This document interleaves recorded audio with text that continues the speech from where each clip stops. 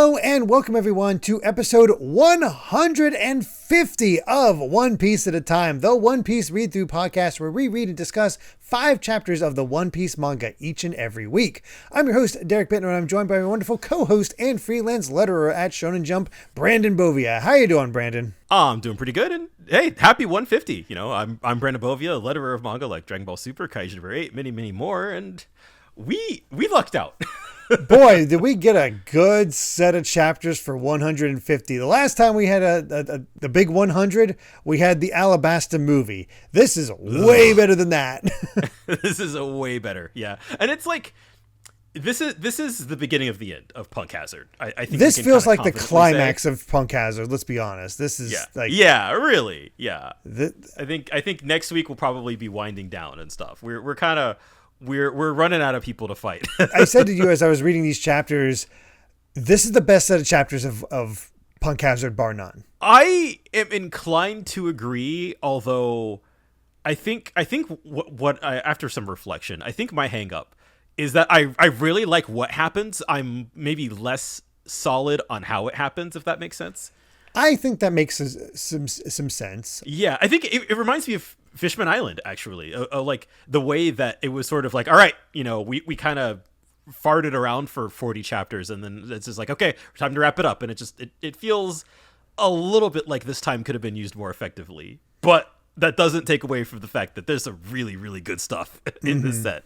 Yeah, it's I can see that method, but you know, having this essentially having a lot of the second half of this being all new to me, I can kind of see that from that angle, but it feels like Oda just wanted to tease out a mystery about what's going on and how that all those pieces got revealed. I could see being a bit of a hang up, but I feel like he also, we were talking about this before, never waited too long to reveal any one thing. And that's true. And I never felt like we were, I think, and that's why I really like about the first half or the first third or so of this arc, because there was so many different mysteries, just kind of, you were always getting new information constantly. And we're kind of, it's not that we've run out of new information. I think it's just, it's being delivered in maybe a less interesting way because there's less of it. Right. If that makes sense. We're down to the last few bits, but I got to say the reveals for these are just, feel like some of the biggest. Like this. Yeah. About what's going on. It definitely we'll get to it when we get to it, but I definitely feel like we kind of know what Law's all about now. Yeah. I feel like we have most of the information we need. Pretty much. It honestly, it feels, if I had to compare it to any other arc, this is a longer version of Jaya, where Jaya was very much set up for Skypiea. This, from everything I've seen people comment about, this is definitely set up for the future, the next arc. Yeah. It is set up for kind of, I don't know, the next probably about decade of One Piece. Yeah, or maybe even just the remainder of One Piece almost, because of the way how big it all is. Yeah, and that's why, kind of, even with my misgivings about Punk Hazard, it is a really necessary arc. And I think it, as we'll get into, sort of, once you kind of get the scale of how things are shaking out, like, oh no, this is a big deal. Mm-hmm. Maybe less like Jaya and more like Whiskey Peak, where it doesn't seem like much. It just seems like another adventure going on. There's a few things going on, and then you get towards the end, it's like, oh no, this connects to a lot, and all of a sudden, this is the setup for our next big arc. In the same way that it's setting up Alabasta. Although I guess the difference is that Whiskey Peak's like half as long, right? And those times it was just very, very much shorter. Like we got through Alabasta and all this up to travel to Alabasta in 100 chapters, and the 100 chapters for this latest set is Fishman Island and Punk Hazard. Yeah, which is both meaty. Maybe not use the time effectively, but I'm coming away from Punk Hazard pretty satisfied, honestly.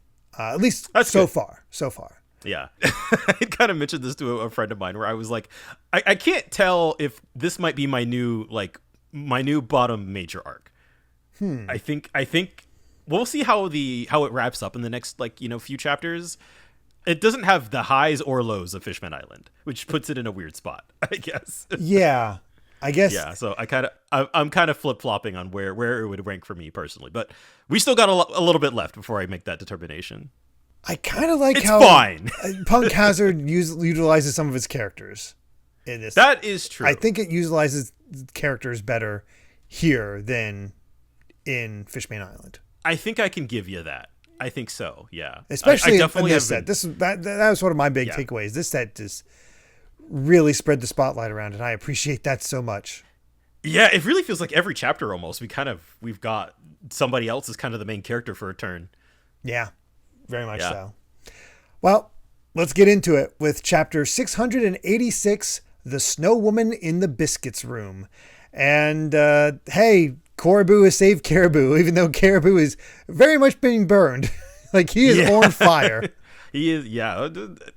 I love how much, like, the sort of G5's antics are both played straight and played for laughs, but in this situation, it is very much played straight. Yeah. They will burn pirates at the stake. Yeah, this is a man on fire. He has third-degree burns on his legs without a doubt. I mean, it's anime, so it's like first degree, but same. Yeah, he's a swamp man. He'll be fine. Yeah, probably. Yeah. But getting into the chapter itself, we're back in the Biscuits room, and I didn't notice this the last time. I wondered if that was the case, but I love this angle from behind Monet where she's fighting Zoro. It is so ridiculous and yet so wonderful that she uses giant ice picks as her weapon. Yes. as a sort of counter, like Zoro ended up fighting a swordsman anyway. It's such an Oda touch. It is. It's like, how do we have Zoro fight somebody who doesn't have swords? That'll do it. Yeah, perfect. We love it. Yeah. And I do love how I kind of had to laugh at, like, they're checking on Robin. It's like, are you okay? Yeah, it's only a scratch. It went through you, Robin. I don't think that's a scratch. Yeah, no, she's fine. It's a flesh wound. But the kids are crazed. The kids have gotten through. They are definitely going after Mocha. And she has grabbed the candy and is just running out of there just to try to keep it away from them. We can see how it looks like just one giant candy, but no, it actually is filled with a bunch of smaller candies. That makes more sense, because I was kind of confused about that. Yeah, same. I'm kind of glad Oda showed that. And she's begging with him, is like, no, this was the kid development that really pushed it over the edge. Like, this was good to see, to have all this. It's like, just see her begging them to go back and being like, no, we can't give you this candy anymore. Learning about the parents, how Caesar lied to them in his very Caesar way. Like, he knows how to manipulate people as a doctor. Like, I'm helping you. Not really, but I'm helping you. That's why you should trust me. I'm a doctor. I think the thing that hit me is sort of the bottom of one of the pages where it's like flashing back to sort of like the kids introducing themselves to Mocha, but then like flashing forward to them just like completely like, drugged out of their minds, trying to get that candy. So it's just like really hitting you home with like how much Caesar has like changed these kids. Yeah. And it's harrowing. It absolutely is. And she's begging with them, is like, we have that scene with Monet. Is like, oh, we have some new friends. And like, oh, here's some candy from the master. And she's like, no, even Miss Monet was lying to us. We need to get out of here. We got to get back to normal. And they're just chasing after her, just ready for blood, basically. And that's Nami, Robin, and Chopper chase after them, like chase after them and try to stop the kids. When all of a sudden Zoro's like, oh crap, and it looks like he's going to attack them, and Nami actually tries to use Chopper as a shield. Yeah, poor Chopper. He can't move. But Zoro already is like, oh no, Monet was going for the kill shot against Nami. Yeah, basically. And what I like about this is that, like, and this chapter in particular really feels like everybody is like trying to fight together against Monet. You would think like, oh, okay, here's, Nami kind of in the damsel, having to carry Chopper and all that. But, she uses her heat egg. And that actually is really good against Monet's snow devil fruit. Yeah, because she is a Logia, which is quite fascinating in that way. I love this. I love the juxtaposition. It's like, oh, you're one after the weakest link, and Nami's just immediately ready, spinning out that the piece of the climate attack, and bam, here's that heat egg. And that gives him enough time to escape. It's like Monet's just taking like, okay, 16 million berries, but she's putting up a fight. And seeing Monet being able to sneak into the snow and whatnot is like, it's a fascinating power set. Yeah, and the way that, she's able to, she just like covers the exit in snow and then uses her permafrost to freeze them in place, basically. So it's just like she's actually using her snow powers to great effect, and then at this point she just goes like feral. Yeah, she has this monstrous form where she's ready to like just consume Nami. Again, great visual humor from Chopper as his hat and horns flip out because he sees the monster, but Nami can't. Yes. But Nami is able to pull Chopper out of the way before she bites into his head. Monet is like legit feels like a threat. Yeah. Like I did not expect that, and she is quite terrifying in a way. Yeah, and again, I like that it's a group effort here, and we even have Robin coming in to slap away the bits of ice. Very much just palm to the face with all of her like her Quattromano, and Monet's just always reforms just so calm. Like she always has that smile on her face. Yeah, that's why I really like the addition of her just having that just fangs out, completely feral snow woman mode, where she can flip back to sort of the calm and cool on a dime.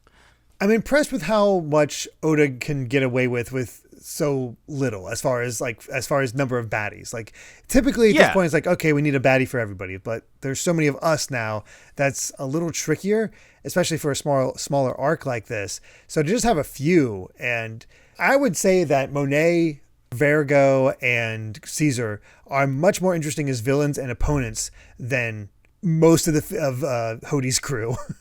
Yeah, and I think because there are fewer of them, we get a little more time with each of them. I do think I am personally coming out of this not really a super fan of Vergo or his whole shtick. He's definitely the weakest link, despite being the strongest of the folks here. But it's just that he is interesting for what he represents, as opposed to just like, I genuinely like Monet and Caesar as characters, even though they're horrible monsters. Yeah, very much so. Yeah, it's funny how Monet ended up being the more interesting, more entertaining villain compared to Vergo. And she's just very nonchalant about like kind of like what her job and what her role is in the situation. That she's gonna protect Caesar and the experiment. And I guess I like that she's one of those characters who she almost reminds me of like Sindri in a way, like working for a really terrible boss, but just kind of no two bones about it really. Yeah, I'm just gonna do this. It's fine. Yeah, she's just doing her thing. Yeah. But Zoro cuts away through the snow door that she erected and tells the others to go after them, and they're able to make their way out. And Monet's just taunting, is like, "Oh, how rude! We're providing them with comfort, security, and entertainment. You're just pirates robbing the caring parents of their little treasures." Well, we are pirates. What's the problem? Oh, I'm just saying that makes you rude. Yes, of course, ironic considering, that they stole the kids from their parents. I know. It's so messed up. But I love how she takes her harpy form and works it into the ice as well. Yeah. With this snow sheet to make like a skin blade to go against Zoro. And that's when she points out, "You only ever defend, you never attack. Now, why would that be? I was so certain I couldn't beat you, but now I'm not so sure." And it's funny that Monet knows her limitations, but she also knows her role. And that makes her interesting as a opponent, where she's just doing what she can to delay. And that does kind of call into question, what obviously we know, like Zoro would kind of take care of her, no problem really, but it adds this interesting little wrinkle, right? Yeah, we're so used to Sanji being the one like, I can't hit a woman. Yeah. And now we're seeing that kind of with Zoro. Yeah, or at least that's where they're kind of implying it's going. Yeah. Very much so. Speaking of Sanji, here comes Sanji and the G5 men, and Sanji's just has reached full leader mode, and it is wonderful. Yeah, I love where he's just kind of like, pull down your lower lip and taunt him. He's just, completely in charge. He's just, everything he commands, they do. Is like, okay. And Zoro's just like, Nami and Robin up ahead, now get out of my sight. It's like, I didn't think you were actually going to help me. So, onward, men. Wait, who's the hottie in the back? Whoa, she's cute. Just shut up and keep moving. I love this bit, too, because The way that they're all head over heels for Monet, and then like she's a harpy, but even accounting for that, she's still hot, and then like she's over here just like blushing. And that's such a better quirk than what we got with Virgo, because Virgo seems forced. With Monet, she's just been this. Well, she hasn't had a quirk, really. She's just been cool and collected. Yeah. But then all of a sudden, here's this, she just can't take compliments. So she's just, like, she's actually weak to compliments, but she gets all kind of embarrassed, kind of like Chopper. It's like, you know what? Yeah. That works. That feels so... It's cute. I like it. Natural. Especially because it doesn't allow her to, like, fully, like, be distracted by it. She just immediately goes into monster mode again. Yeah, exactly. I like that, it's a one-panel gag and then she locks in, right? Like, it's like, okay, all right. Yeah. Speaking of locking in, this is terrifying. She wraps around a dude, uses those fangs to bite in to show what she was trying to do with Chopper.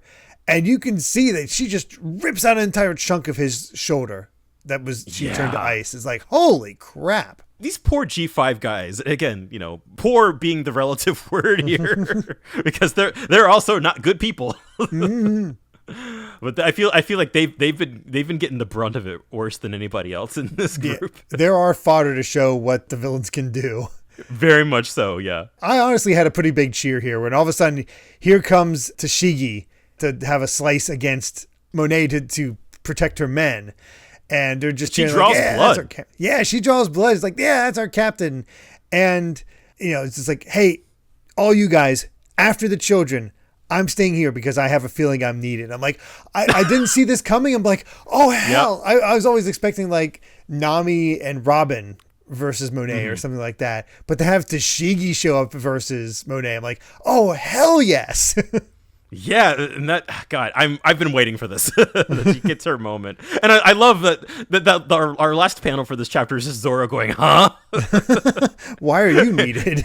He doesn't seem too happy about this. No, I was like, oh, finally, Tashigi's getting her flowers. Yeah, definitely. She deserves it. Sort of. Well, yeah, kind of more than we've ever seen up to this point. You know what? I take that back. Yeah, I think she does. I think she absolutely does. Yeah. We do have a SBS. Really nothing major, just like talking about Virgo's breakfast and somehow like having a person that is an employee in a ladies' underwear store. So they were able to sort of analyze what Nami's cup size was.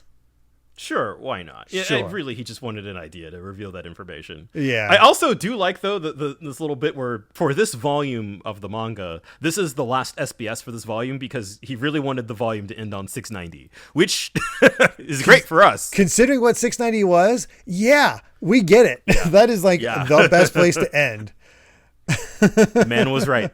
I love how there's like all the guys at Shueisha was like, it's never happening again, but like...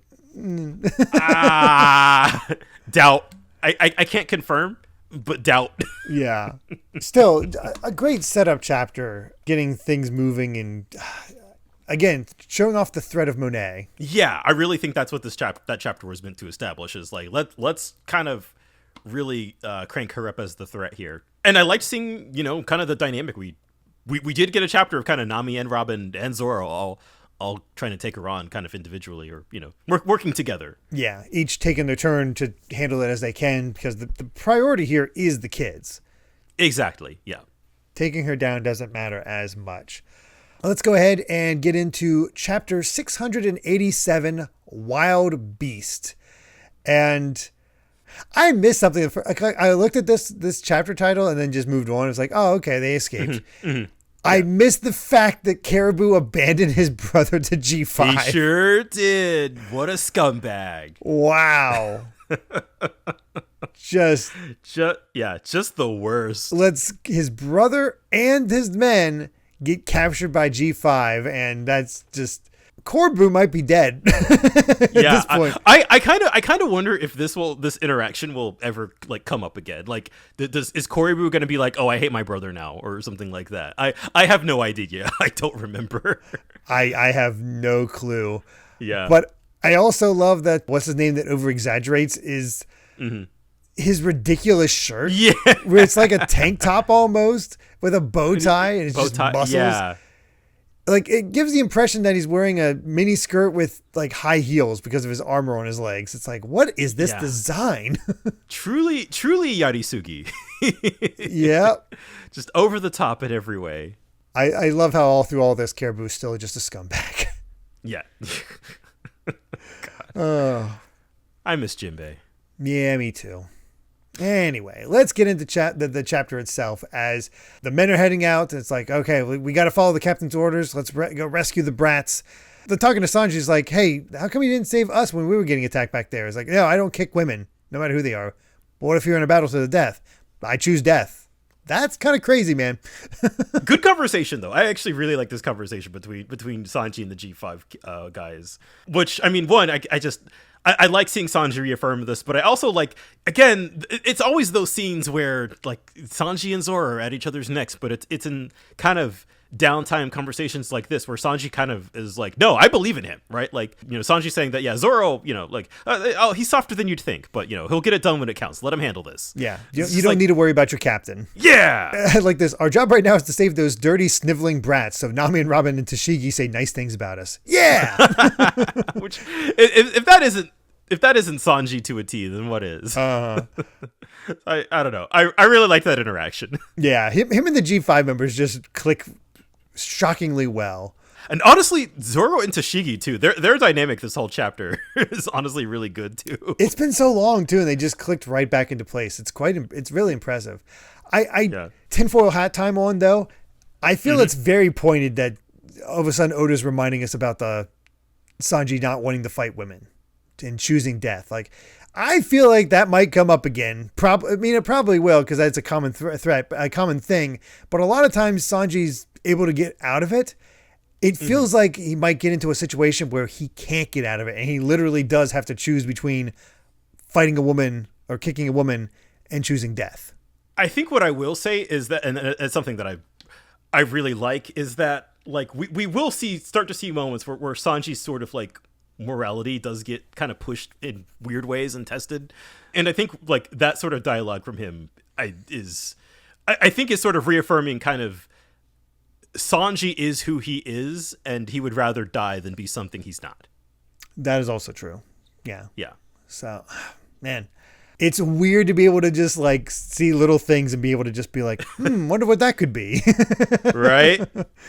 But yeah, as you were saying, the dynamic between Zoro and Tashigi, and he's just like, go with them. No, I'm free to do as I like. Well, you're interfering with my fight.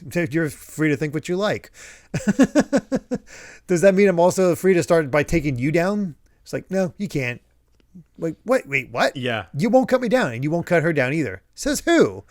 Yeah, and then I feel like that's Oda kind of reaffirming kind of, you know, from the end of last chapter, like, is Zoro kind of holding back because they're girls? Like, what's going on here? And we get that long flashback from so long ago where it's like, Logtown. Yeah, why don't you kill me? Is it because I'm a woman? No, I just can't say that you exist. You look exactly like my friend. And it's just like, you know, stop acting like a child. And I love this little pout and thing where she wants to admonish him. It's like, you assume women are weaker and refuse to fight your hardest. Tashiki's like, you're not going to fight hard enough, so I need to be here. And Monet's like, yeah, I knew that. So again, I love this. It's like, what, do you think I'm some kind of joke? Yes. Yeah. And then I love it. Zoro just he pops a squat and he's like, all right, you do it. It's like, all right, as long as the hallway's protected, I'm fine with that. So have at it. She's just like, hey, you need to escape too. So help out here if you want. And she's like, no, she's trying to kill you, remember? And then all of a sudden here comes Monet in her monstrous form. It's like, oh, hey, thanks for telling me your weakness. And you might be able to use hockey, but I'm going to, you know, I can easily tear you to shreds. Yeah. And I think this is the part, because now we're basically in full-on fight mode, and I'm just kind of like, all right, like, oh, you know, we're kind of seeing Tashigi get like a real proper fight, which is awesome. But then she struggles pretty hard, honestly. So I think that's why I was like, is she getting her flowers? I mean, she is, but also, I think she was distracted with Zoro. Which is why which kind of put her on the wrong foot. Exactly. And Monet has shown that she's not above taking advantage of distractions and the weaker link. God, I love the way Monet's drawn some of these. Like her head when Tashigi tries to take that swipe at her, and she's like talking about how you need to have the speed in order to actually hit me. It just got these super interesting styles for her. Almost like kind of Medusa like. Yeah. Yeah. And the way that she's able to, again, to just turn from kind of like cursed to conventionally attractive on a dime, I think is really fun. It is something more interesting than, kind of the typical Oda hot girl. Tashigi is able to turn it around. Like, Monet sends out all these snow rabbits, and Tashigi has shaved now, so she's able to get out of the way. And even Monet comments, it's like, oh, I might have underestimated you. Goes to use the snowstorm, and she goes in for the kill, and Tashigi's trying to block as best she can, and that's when she locks in and gets that bite like the man before. And Tashigi realizes this and toughens up and like just grabs a hold of her. It's like, what are you holding on to me? He's like, no, if I let you go, you're going to rip off my shoulder. Right. Which is honestly pretty hardcore. It is pretty hardcore, because Monet's just like, all right, I'll just keep biting through you. And then I guess, as much as I had reservations, but Tashigi was in kind of a bind, so it only makes sense for Zoro to kind of to step in, and he's just like, all right, time's up. I need to keep moving. So Monet, and he just does this slash. It cuts her face, and he's like, I thought he wasn't going to attack a woman, but that slash was fully meant to maim me. And it's like, no, you underestimated me. The instant you realized you couldn't match up to me, you should have run for your life. Yes, there are times when I don't want to use my swords, but let me ask you, have you ever met a wild beast that you could guarantee would never bite a human? Because I haven't. And I love this. It's like, yeah, Zoro doesn't still want to fight women, but the fact that he saw her bite into Tashigi, he's like, oh, she's not a woman. She's just a beast. Yeah. And that it is, I feel like it's kind of playing into sort of the animal half of her. And as we'll see, like the way that he's, kind of rushing in, and she just can't move, that it's pure fear, basically. And he cuts her in half with his Dragon Quake, and she's like vertically sliced, split in two, and she is just utterly shocked. And it's all Zoro says after that is like, are you two finally satisfied? I said this to you in DMs, but Zoro's been on autopilot like for the past almost 90 chapters, basically. Yeah. I mean, he's kind of Luffy in the East Blue. He's not putting out he's not been pushed yet. Yeah, not really. It's definitely been the case. Although it's well, I don't want to get ahead of myself. So for one, after he cuts Monet in two, Tashigi kind of realizes, or rather, like, she's still up. For one, how dare you insult me? And then Tashigi's just like, you didn't use hockey on her. but then this is a wrinkle I forgot about, because I remember the fact that Zoro basically one shots her, but the fact that he didn't use hockey, and it was basically like she's been paralyzed by fear. The knowledge that if he did use hockey, she would be dead. And that it is just like, what a different way to fight somebody. A fascinating way to finish a fight off. Like, doesn't kill her, just stops her with fear.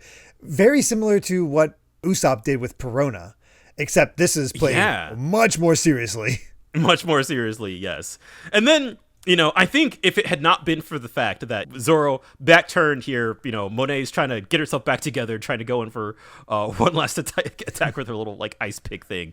And then it's Tashigi who gets the final blow, I think is what really like cinches it for me. Yeah, it's a great team up. Like, obviously, Zoro didn't really need Tashigi, but we actually got a Tashigi fight against a villain where she's not being like, oh, you're too weak to handle me. Right, yeah, and she's not really being treated as a joke. Or anything. No. She gets a badass look when she sheathes her sword as Monet falls over. That's good. And I think, especially considering how this arc started and how we had kind of like the body swap jokes for a bit, where it just kind of, made her uncomfortable and stuff. Like, we got to see her in her element. And I do think that is... I think I've been kind of won over a bit, I think, kind of talking about this chapter here, because I was a little like, that was fine. I wish it had more time. I wish Tashigi had more time to shine. But I think you're right that we didn't need to drag this out. The one chapter was probably about all we needed for this. Yeah, especially when you know just how strong Zoro is. How long is he realistically going to watch Tashigi get beat up? Because he won't let her die. Not when he looks so much like Quina, right? Yeah, Quina. I think it's the arguing between the two that's more interesting anyway. Like the fight's fine. Yeah. It does the job, but the dynamic is definitely what is making this work. Yeah, I love it, especially because at the end, he actually compliments her. It's like, oh, nice work. You kept her from going after anyone. The credit is all yours. It's like, and she just takes it as patronizing. It's like, because you're inferior to me. It really, honestly, more than like a shippy kind of relationship, it feels kind of very brother sister. I was just thinking the same thing. It just feels very brother sister, and you know what? I am down for that. Well, let's get to chapter 688, Mocha. And time for some divine retribution for the Caribou, because a massive storm was hit, is capsizing his ship. He goes into a lifeboat. I love how he's tied himself up with 2 lifesavers in order, because he will sink otherwise. Oh, you get what's coming to you, you freak. Yep, this is definitely a title page set in the same vein as Wapple. Yeah, very much so. This one I feel like has been extra weird. Yeah. I have not been able to really I've not been able to track where this has been going at all. Yeah, it's just he's in the new world now. That's all we really know, and just everything's going wrong for him. How is it going to end up? Hell if I know. But we get into the chapter itself, and the Biscuits Room battle is over, and they have 10 minutes until Structure B is filled. And the gas is already starting to leak inside, so they need to run for it.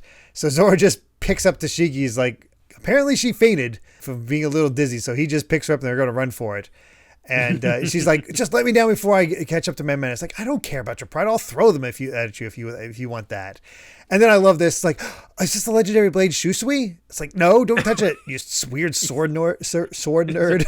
It's a great. Honestly, I had forgotten about that aspect of her character, so I'm glad that there was we had time to throw in a cute little gag too. So again, just A+ character interaction overall. I love these two together. It is so good. Meanwhile, Nami is trying her best to keep the kids back with her Milky Ball. Mocha has to keep running, and the kids are just beating their way through that stuff. And it's just like, how long is it going to be until they stop? And fortunately, Robin and Chopper are able to work together where he's able to give them a sedative thanks to her holding them down. But they can only do it one at a time because they're thrashing around so much. They can't keep her safe. And Mocha is losing her way, so it's looking kind of dire. Yeah. And we still get double Robins. Like, once again, like one Robin's holding on the Chopper, and the other one's using her powers. It's still weird to see that Robin can fully that she her can body. just make doubles. Yeah. It's just kind of a fun little reminder there. But man, things just kind of go from bad to worse though. Some of the kids got around ahead and just fully have their hands on the candy now.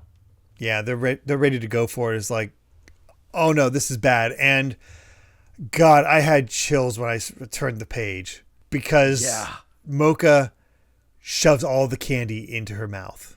God, on the one hand, scary, but like from a character and like a writing standpoint, like that just like goes to show how much she really wants to protect her friends, and that she's willing to go this far. And she swallows it. Like, it's not just like, oh, she stuffs it in her mouth to hide it. Somebody else could have it. No, she just swallows it wholesale. I think what really sells it is like her actions, of course, but Chopper's reactions, his eyes, and how he just gets more and more desperate with each panel.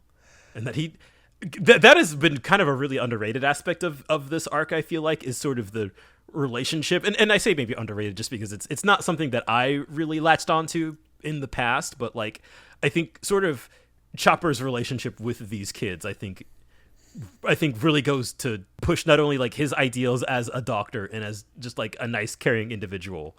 I feel like there's sort of an almost like powerlessness almost, right? Mm-hmm. Like that Chopper has grown and come a long way, but that like he still can't quite help these kids yet.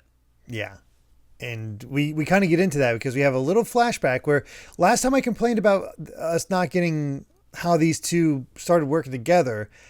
And we still don't quite get that, but it's enough that like I kind of forgive Oda for this because we get this wonderful flashback where they're holding back the door, trying to keep the kids back. And this is a much more poignant time to relay this information to Mocha about what's going on. It's like, he's always so nice to us. The candy he gives to us every day is really yummy, but it's a trap. And you're just test subjects. You're not sick. You've never been sick. Your enlarged bodies are proof of that, because the enlargement of the human body has been researched for centuries just for the purpose of creating giant soldiers to fight in war. It's an experiment that's been tested for hundreds of years but never implemented successfully. And I don't want to be cruel to you. This test is no different. It will fail, and Caesar knows it. He just wants more data for the next experiment. You will die. No one will make it back home. It's that candy is a poison. So all it takes is one bite for you to want the next one. The more you eat, the harder it is for you to run away from Caesar, which again, just emphasizes her eating that entire batch. Yeah, exactly. And now we kind of have a proper context for why Chopper was reacting the way that he did. And then I think the gut punch for me is like the way that these kids have all like bonded, together, that they're all in the situation. They think they're sick. They've bonded in their time here, and so they don't want to be separated from each other. And they're just like, let's become adventurers. Like let's go find an island of gold or something. Like if we go back home, we'll never see each other again. So like it's almost like kind of the Ace Sabo Luffy kind of thing, where it's like we'll go out to sea when we're 20, kind of giving these kids like an aspiration, and then set on the heels of like, oh no, these kids are all gonna die.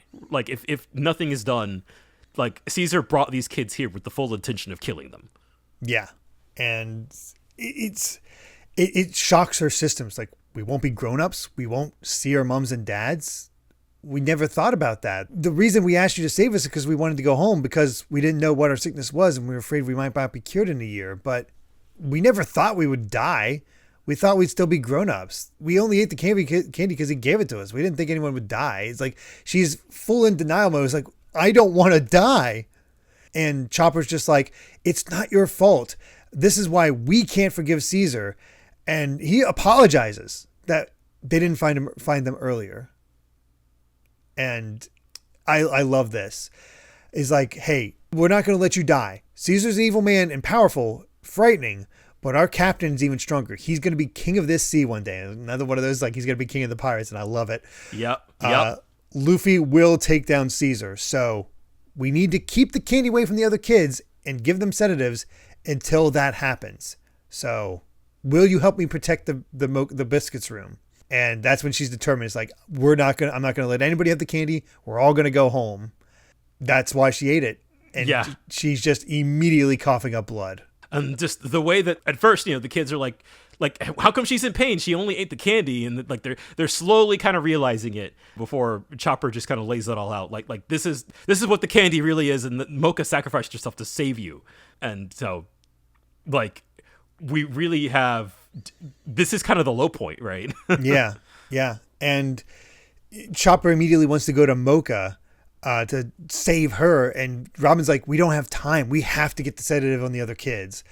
And that's when Sanji comes to the rescue with the G5. Is like, no resort to violence, boys. Subdue the children and start giving them that sedative. And we see all these G5 men ride the children. It's like, hey, does Sogum and the family jewels count as violence? Just barely. It's over the line. So yeah, just barely. Nice try. And I love this bit where they're just, again, Sanji's just fully in charge. He's like, medical team up front. Yes, sir. It's just those faces that they make. It's like, all right, you miserable brats. This is the only, and again, maybe just barely the only context in which the G5, these rowdy old men, should ever be allowed near children. Right. And it's the one bit of levity with this chapter where it is a relief to see the kids finally being given the sedative, finally being honestly a much needed comedic relief. Yeah. And Chopper's like, hey, there's an examination room around here somewhere. We need you to pick her up and take her there because we've got to save her. And Mocha's not even feeling is just like, I did it. I didn't give them the candy. It's like, yeah, you protected your friends. And I'll be honest, when I first read this, I was tearing up. I was too. Yeah. And that just Chopper is actually saving lives here, right? Yeah. He is saving the lives of children. Just the way you're going to be a grown up one day. I swear it. Like, knowing the stakes, it hit me. Yeah. And here's where Ace comes into play, because before it's like, she'll be fine. Now, is Oda going to kill a kid? Right. Like, I'm pretty sure not. But I also, like, you can't help but have that in your back of your mind. It's like, they were in real danger. yeah, Oda could kill a kid. Yeah. I think this is the perfect moment to change scenes here and go to structure C, where they're like, hey, there's a person coming out of the dust box. Oh, wait, they have a dragon around them? Oh, it's Straw Hat. And Luffy just immediately grabs the closest guy. Where's Caesar? And just pounds him against the wall. Oh, just down the hallway to the structure R. It's like, got it. And that's it. Momonosuke's tired out and Luffy's here. He wasn't delayed that much. He's just here. And I feel like now we've resolved the Monet thing. We've kind of resolved the children thing, and I feel like most. And so I think with the kids thing kind of being resolved-ish, to me, I feel like this was kind of one of our last chances to really establish, like, okay, right, like, Caesar's a monster. We're really going to push home, like, no, this is how in danger these kids were because of his actions. And now we have Luffy like, all right, where is he? I'm not letting him get away again. This guy is going down. Yep. It's time. Oh, yeah. Let's get to chapter 689, The Island That's There But Isn't There. And Caribou's alive on a new island where the trees are plated with metal, the mountains are striped, and there's some sort of castle nearby. He's alive, although I do love the extra detail that a shark got a hold of him because there's a bunch of teeth marks on his side. Yeah. He's really putting this man through the ringer. I am okay with that. Good for you, Oda. Good for you. He knows exactly what kind of character this is and how much he can get away with torturing him. Once again, I think the reason I love this chapter so much, or these set of chapters so much, is that other characters get their flowers. Tashigi got her flowers. Monet kind of got her flowers in a weird way, but still, she got more to do than you would normally think from our introduction of her. Tashigi got to stand out. Mocha got to stand out. And now Brownbeard gets to stand out. Yeah. This is not how I thought this chapter would open. And it just starts off straight up. You know, he's on the intercom. Soldiers of Punk Hazard, you've all been lied to. Everything Caesar says is a lie. Everyone's going to be killed. So they're just like, wait, he's right below us. And according to the Master's plan, the Straw Hats and Navy should wind up down there in that room. Should we get him up here first? And he's just, in the meantime, it's like, I'm going to show you what Caesar's really like. You know, give me back my men. They had their clothes taken at the center of the island, but I know they didn't die. They must have returned here by now.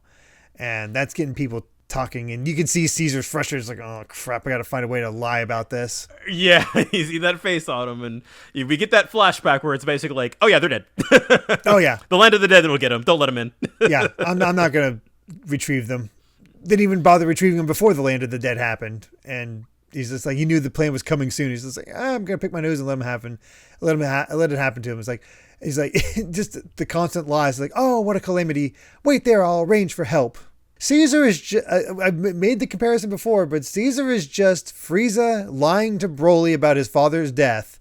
Yeah. The entire arc. The bit. Yeah. It's, and honestly, again, props in the worst way possible of just like, he really is able to just lie, just make up complete lies on the fly. You know, he's almost as good of a liar as Usopp is, and I think he deserves some credit for that. Oh yeah, because these men completely buy into it and just like, I can't deny their plight has been weighing on my mind.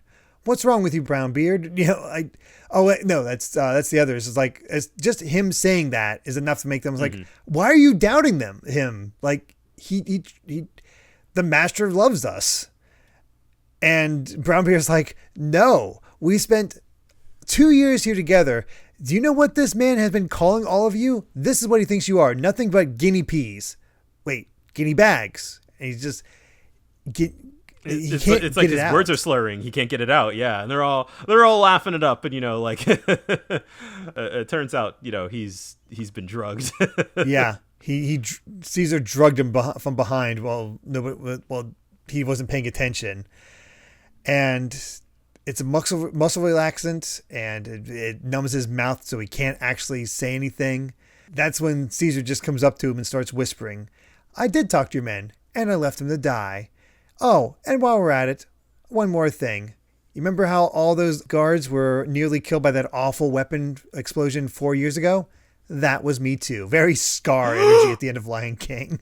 Yeah, very much. Just, and again, like, that's the funny thing too, right? And I feel like, as we'll get into later in this chapter, like, Caesar thinks he's untouchable. And that's why he does this. He has no qualms, and really at any point throughout this arc, walking up and just he's so full of himself that he just can't help it. He can't help himself but say, I'm so evil that I did this.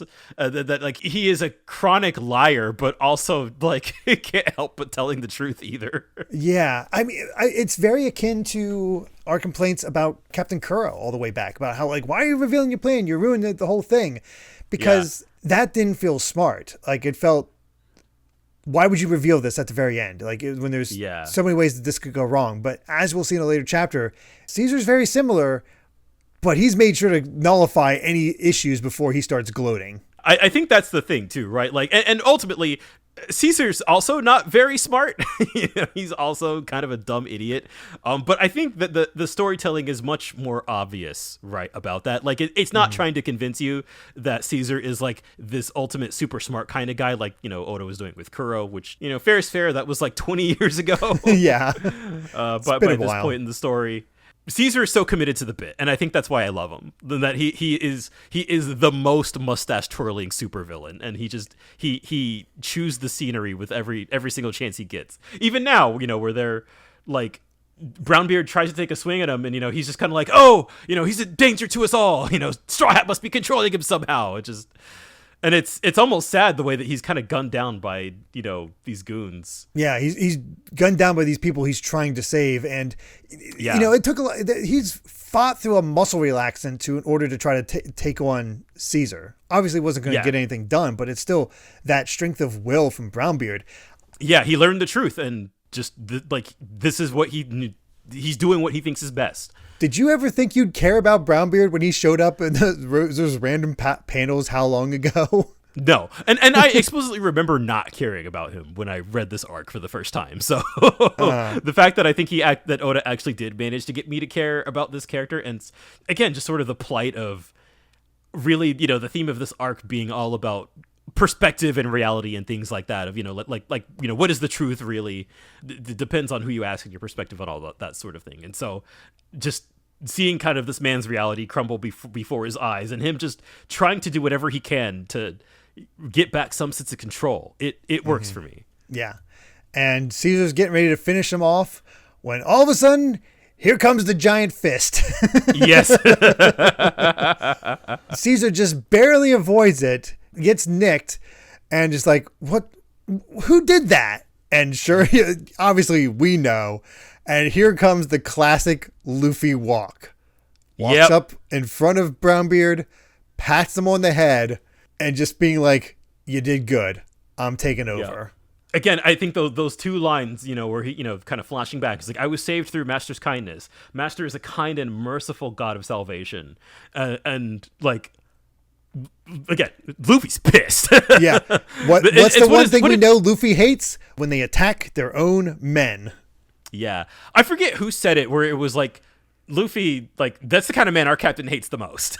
Yeah. And we're seeing it. Like, there's no mercy. Not at all. And God, I love when Luffy gets serious. Especially with, again, the sash does wonders for his profile when he just, like, you could make it look so cool. Yeah, that panel of him standing in front of Brownbeard is just, it's great. It's so cool. Mm-hmm. Caesar's like, okay, retreat back to the second floor. The Straw Hats and the Navy will be pouring in soon. So make sure the video feeds up. And here's Momonosuke kind of getting awake. He's like, he's the one who lied to the innocent children. And Luffy's just like, yeah, I know. Everyone's here because they were lied to.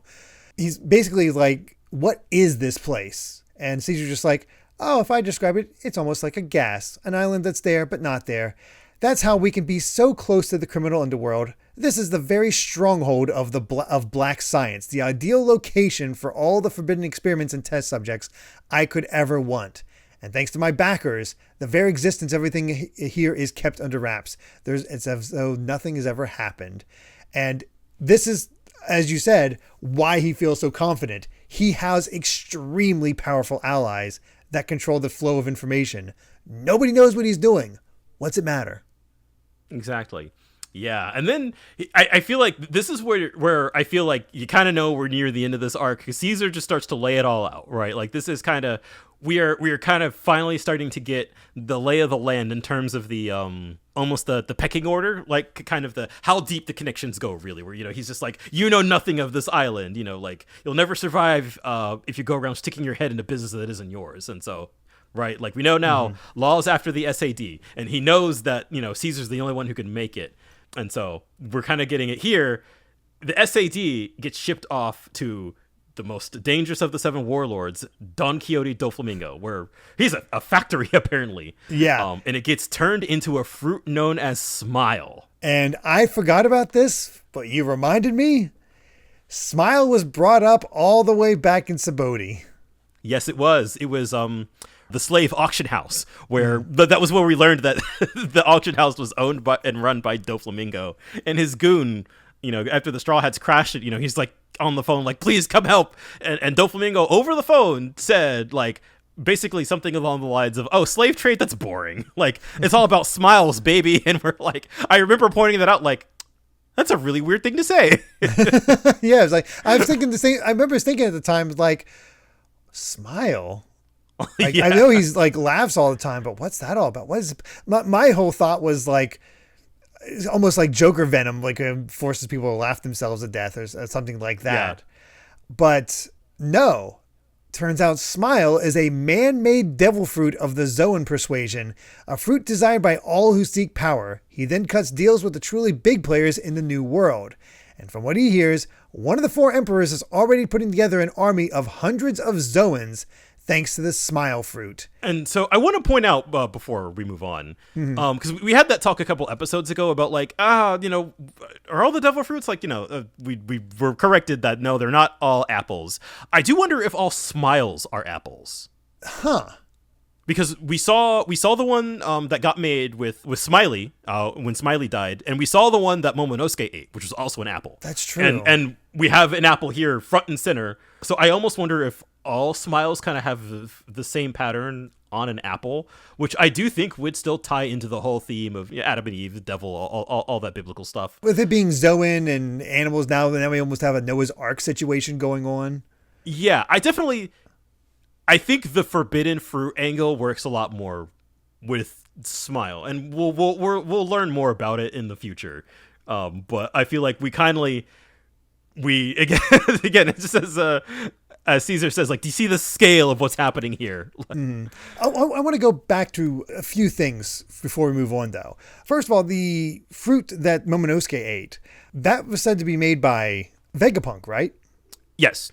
So Vegapunk was also attempting something similar-ish, and yet they're saying that Caesar's the only one in the world who knows how to make it. But I feel like Vegapunk knows how to make it, because I feel like this is the method he's using to imbue devil fruit powers in inanimate objects. So I'm curious how that's all going, but also why it's considered a failure, yet Caesar's is not considered a failure.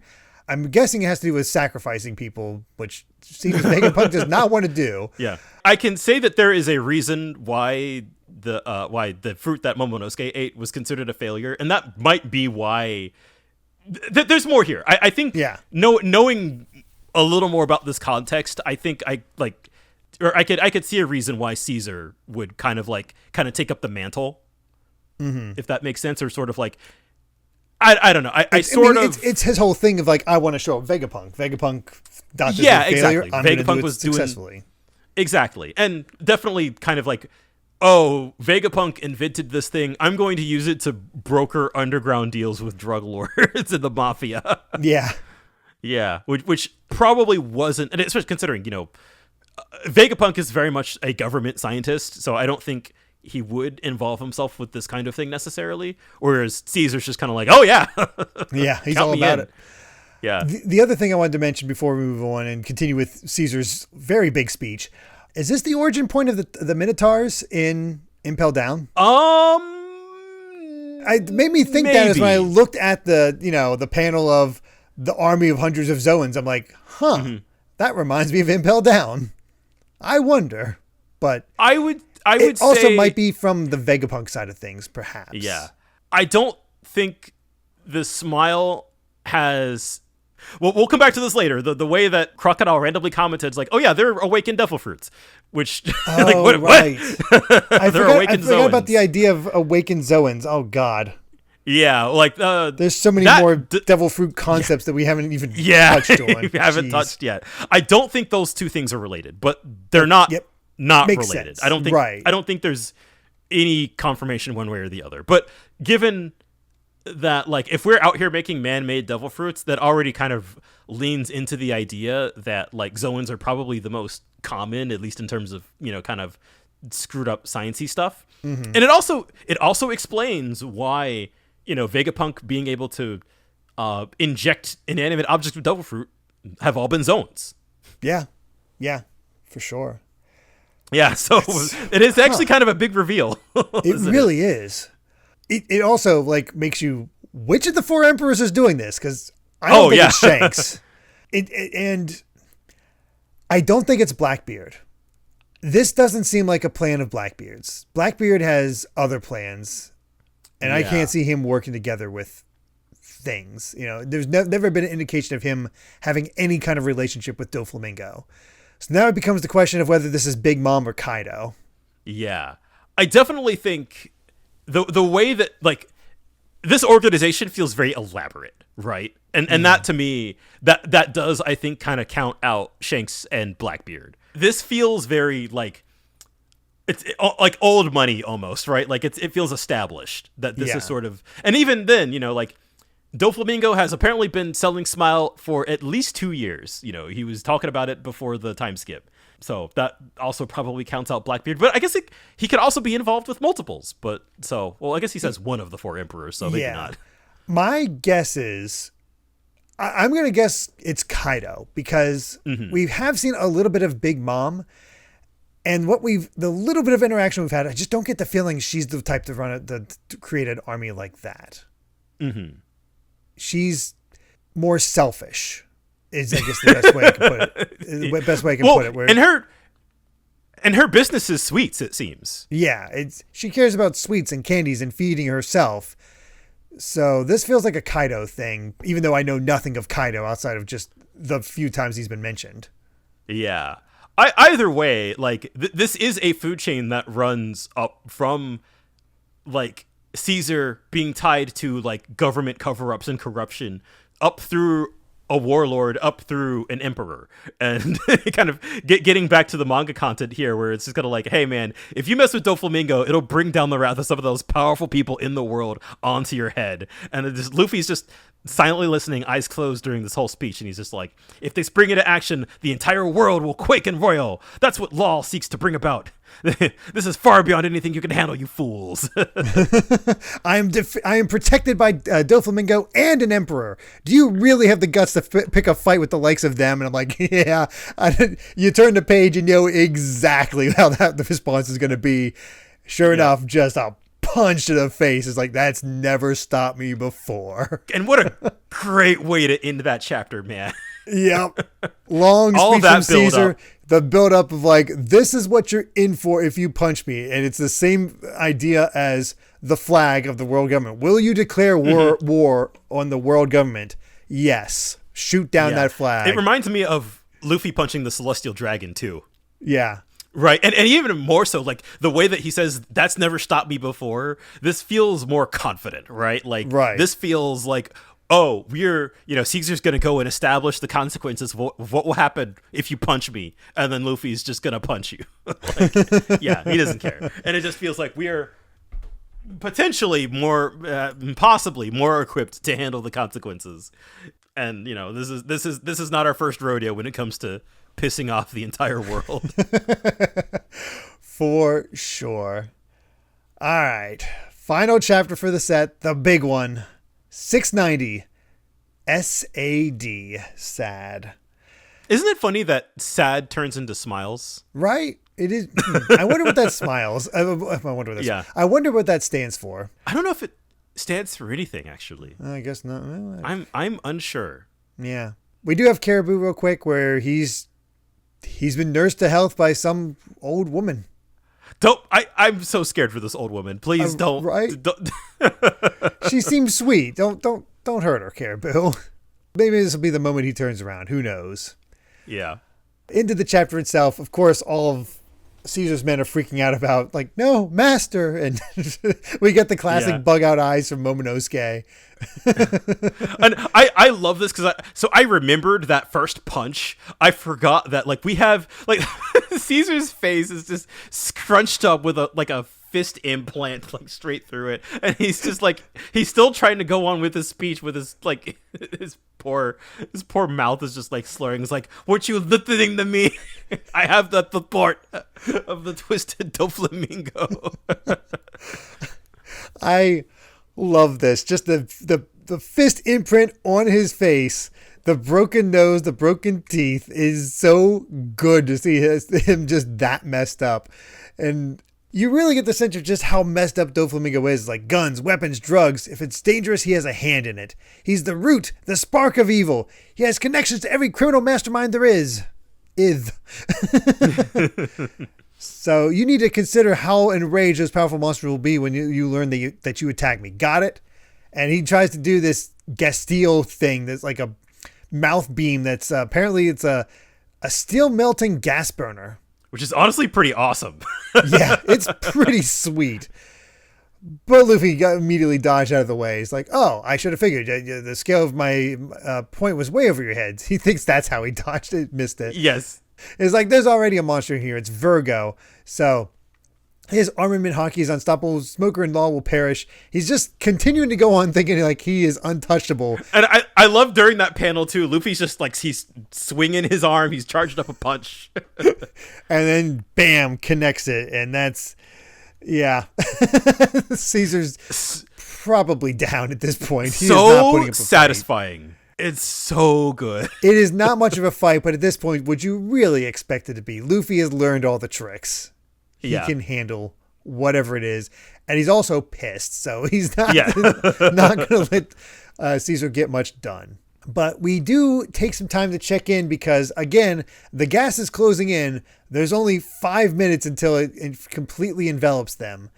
Zoro is carrying Tashigi. And she's like, we should have caught them by now by just going straight. And it's like, oh, of course. Oh, yeah. He's lost. Completely lost. He's lost. Poor Tashigi. The kids are back to their senses and are running with everybody, trying to get away once again. Kinemon has learned that, Momonosuke transformed into a dragon. He's like, oh, God, I killed my son. Yeah, which is just hilarious. He's trying to run towards the gas. Brooke's trying to stop him. Usopp has found the way to the secret room because he's trying to find the Sea Prism stone cuffs. And so he's confronting all the rest of the men. So, yeah, Usopp's on his own challenge. Yeah. Yeah. And then we finally check in back on the SAD room where it's Smoker versus Virgo. And Virgo's commenting, it's like, you're insisting on using your powers a lot. That's not usually how you fight. But I have superior hockey. You turning into smoke is not going to do anything to help yourself. You're just becoming a bigger target. Man, Smoker really got hit with the Nerf stick. Especially, speaking of sticks, Virgo's Demon Bamboo breaks his signature club in half. Yeah. Even though it's coated in heart. It's coated in hockey. It's coated in hockey. And it still breaks. Virgo is so cracked out on hockey that he just breaks right through it. And I was saving this because, talking about Tashigi earlier in this episode, getting her flowers, like Smoker got whatever the opposite of that is. Yeah, Smoker definitely doesn't seem like the threat he used to be. Yeah. Although I guess it's fair. If I had to choose, I'm glad Tashigi got her moment. Like Smoker he's already had plenty of cool moments, but he has been kind of the whipping boy for this arc. A little bit, though. To be fair, there is no way they would have won without Smoker. Obviously, Smoker is spreading out his smoke for the key thing to hear, because Virgo's completely taunting him, and then all of a sudden hears Law. It's like, the deal's done. You got my heart back. And that was the whole key. It's like he was distracting him with the smoke in order for Law to get his heart back. He pops it back into his chest. And Smoker is like, I stained my Navy honor. I'm not worthy to face my men. But it's the only reason I'm still alive. And that's when Law takes his hat, puts it back on. It's like, it's over, Mr. Virgo. Oh, and man. Virgo's and here, still here we completely go. confident. Yeah, I love this. He's like, you're a miserable runt. He's like, go on and see where that gets you. Don't assume you people will be seated on the throne forever. I know you can hear me, Joker. And then I sent this panel out of context to my friends because out of context, it's hilarious. The sequence of 4 panels on the bottom of the page where it's the Virgo and then sort of the close up as the slow zoom in to the transponder still in his pocket that has the Doflamingo sunglasses. And he just says, hee hee hee. Yep. And I love this speech. It's like, Virgo's done for. You're losing your most vital pawn. Straw Hat will take care of Caesar. You've lost all your SAD. And you failed to foresee this nightmare scenario due to your own overconfidence. Think about your next move while you laugh away like always. But the longer your smile continues, the less likely we'll act according to plan, especially with Luffy around. That's my... And then I think what gets me, and it kind of goes back to, because of course, Doflamingo, he just laughs it off like always. He's just like, our kid's got himself a little attitude. And then he's I love this bit where he's hyping up Virgo super hardcore. He's just like, if I had to guess, I'd say you've got one very mad Virgo on your hands. Have you forgotten what happened years ago when you crossed the line with Virgo? You're traumatized. You have a deep-seated fear that'll never disappear. And then he's sitting here your severing powers could do nothing to the strength of his hockey. Yeah. At this point, Virgo, he's got his shirt off. His entire upper body is completely covered in hockey. Yeah, he is built. He might be the most muscled man we've seen in the manga ever. And then just the way Virgo lunges forward, you hear Doflamingo on the phone. You are no match for Virgo by any yardstick. And then you turn the page. And it's beautiful. Yes, it is. Law cut him straight in half. Yeah, cut him and his bamboo straight in half. Then you get the next panel. He cut all the SAD in half. Yep, all of it, along with Virgo, and it is badass. Yes, and it's just nah. It's been 2 years since the Paramount War, and who exactly has been moving events? You've done nothing more than maintain peace and tranquility. Whitebeard only left his mark on our times. Navy headquarters had bolsters itself with new strength. None of the other big players have acted as though they've only been preparing. That war was nothing but a prologue. And all the while we see it wasn't just this sad that he cut in half. He cut the entire freaking mountain and... the island, basically. The entire island in half. Just incredibly. It is a massive... oh yeah, right. Law's overpowered. yeah. We kind of nerfed him a bit because it's Virgo has his heart, so he can't really do anything. And then it's just no, man. No. This is the Punk Hazard money shot, and I was so happy that this is where 690 ended, and this was the end of our 150th episode. I was like, dude, yes. Yeah. Oh. And just these final lines showing the new alliance with Kid and the others that's kind of trying to be formed. Big Mom. Oh, I just noticed Big Mom's there. Huh? Is it Big Mom? Ooh. I missed that the first time. Big Mom being there. Yeah. I might be wrong. Ooh. Yeah, it's interesting. Yeah, you would expect even just a silhouette or something of Kaido, but no. Yeah, she's the only it's just it's she's the only emperor Kid, shown. Apu Hawkins, Big Mom, then Caesar, and then just like you've always said, Law saying a new age is coming with unmatched power, an age of the daring and mighty. Well, now I've destroyed the gears and no one can turn back. And that's how we Dude. And the best part is every moment we've seen Joker up to Doflamingo up to this point, he's smiling. He's laughing. Yep. He's not worried about anything. Throughout the entire Paramount War, when he was getting attacked by, I'm blanking on the girl's name, but something 5. Oh, Baby 5. Baby 5. He's smiling, not concerned. But this final panel, Law pulling this off, he is pissed. No smile, veins popping. He is done. Yeah. Oh, that, and I feel like it goes without saying, right? We're about to take on Doflamingo next. Yeah, it is quite obvious what that is. We have pissed him off. Yep. I could not have asked for a better lead in, I think, to the next part of the story. Like, we are and now finally getting that full, I feels like we have full proper context for what Law's trying to do.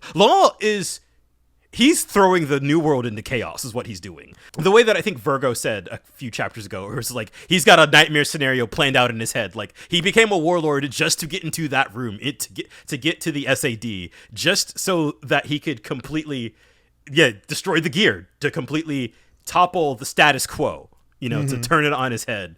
And just like the way that this whole plan has come together it is so satisfying to see him get to this point. And it's amazing how he worked on the fly. Did not expect Luffy to show up, but formed that alliance knowing how Luffy is. Mm-hmm. Like, he knows he is somebody who punched a celestial dragon. What he dives into. I think he's not going to kowtow to power. No. So I think he knew that was the perfect ally for him in this endeavor. And what I truly love about this is how it reflects on Jaya. Mm-hmm. Because, around Jaya is when we first met Doflamingo, and we had the big reveal that Bellamy was a member of Doflamingo's crew, and how it reflected Bellamy reflected badly back on Doflamingo, and how Bellamy was always going on as like, this era of dreams is over and done. It's going to be, the new era as defined by, I forget exactly where they're going over, what they were saying it was going to be. But basically saying how Doflamingo's ideas were what was going to be the era.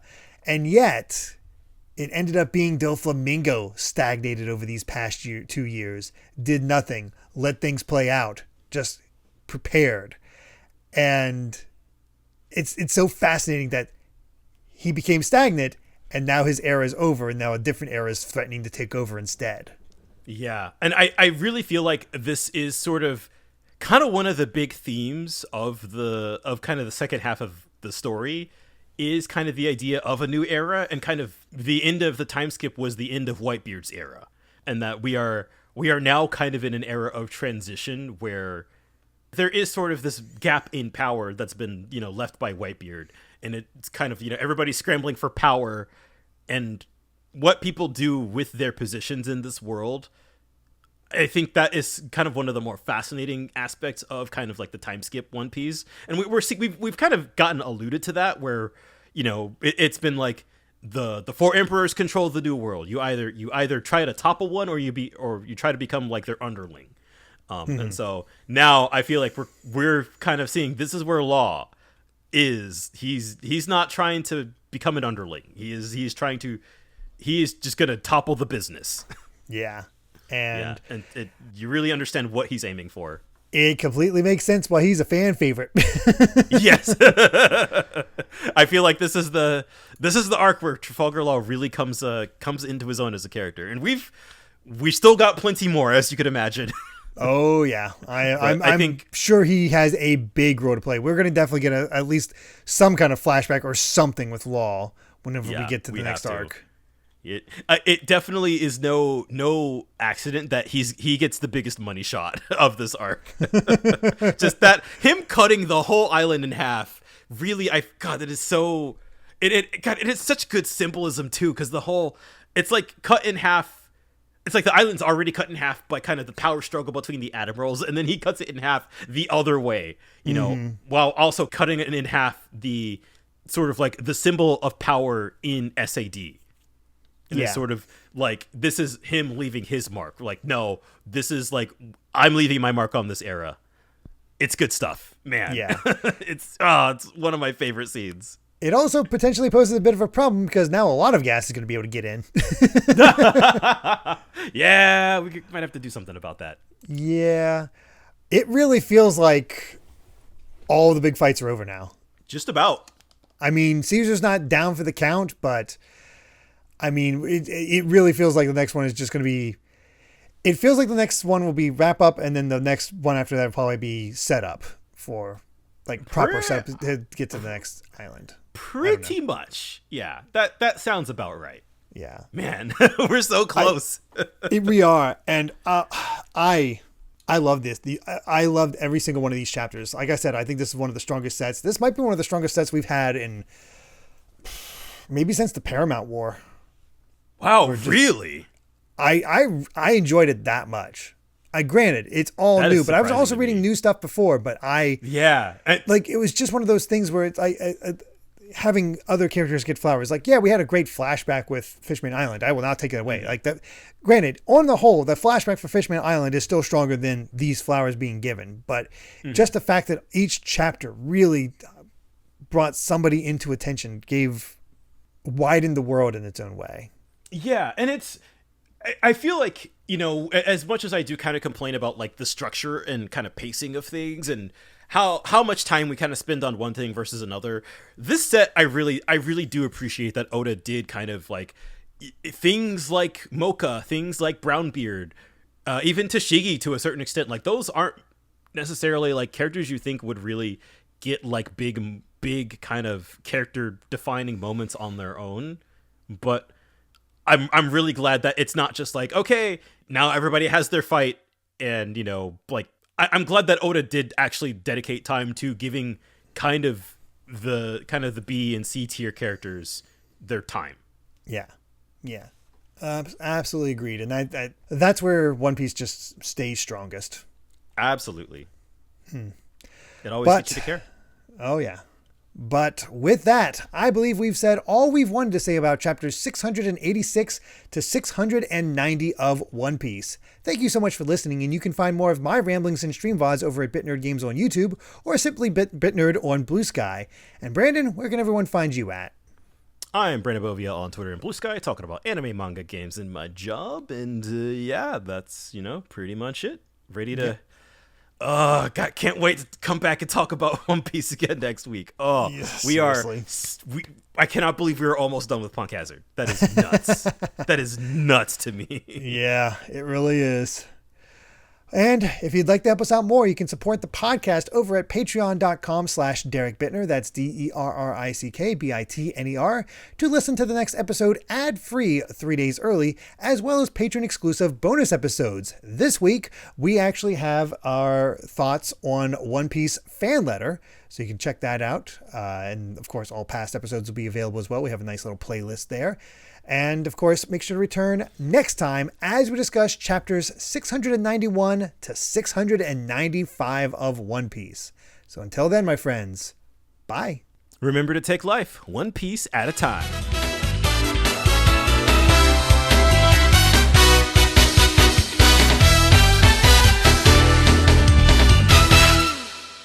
The gears are broken. There is no turning back for anyone.